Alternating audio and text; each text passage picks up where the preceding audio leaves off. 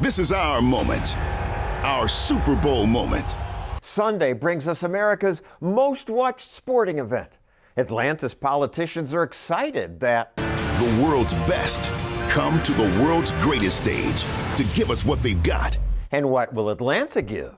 We'll turn on the lights and put on a show. And pay for part of that show with their taxpayers' money. Hundreds of millions of dollars, which they gave to billionaire Arthur Blank, owner of Atlanta's football team, to get him to build this stadium, a showplace that Atlanta's former mayor called simply the best facility in the world. Do the people of Atlanta at least get a cut of the restaurant and merchandising revenue? No. Falcons control all the money from parking, restaurants, and merchandising. Sweet deals like that are not unusual. 12 teams have actually turned a profit on stadium subsidies alone. Yes, they received more money than it cost to build their facilities. So taxpayers, most of whom never attend a game, subsidize billionaires. Seems like a scam to me. I don't fault Arthur Blank for grabbing the money. I even like the guy. Blank improved our lives by founding Home Depot. We're both stutterers. Here we are posing with actress Emily Blunt at a stuttering charity event. If politicians are giving money away, Blank's partners would consider him irresponsible not to take it. The problem is the politicians giving away your money. I get why they do it. They like going to games, like telling voters, I brought a team to our town. Here's the mayor of Las Vegas. We are so ready for major league sports in this town.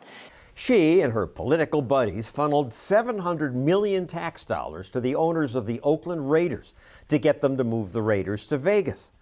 Watch the politicians applaud themselves while the governor signs the bills. I'm glad this reporter put this question to the mayor. Why should there be 1 cent of public money when you have two guys who could pay for this themselves? I think it really is a benefit to us that really could spill over into something. Spill over into something? Politicians always claim giving taxpayer money to rich team owners will spill over to everybody. 8 months? What do you think, guys? And yes, the well-connected people who pose with the shovels at groundbreaking ceremonies do collect some of what spills. But the way they justify the cost to taxpayers is bunk. This was a terrific investment. They always call stadium subsidies good investments, but it's not a good investment. It's a bad one. Politicians, teams, and stadium promoters all highlight this extra business activity that occurs when the football team plays at home. But this happens fewer than a dozen days a year. The stadium's also used for some concerts and soccer games, but most days, not much happens here. Economists who study stadium subsidies say little or none of the money makes it back to taxpayers. The problem is the seen versus the unseen.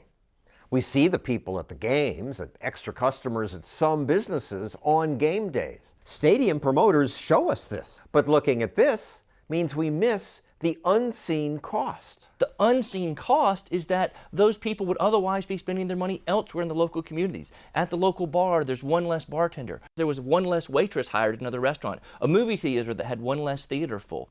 Right, 1,000 little cuts.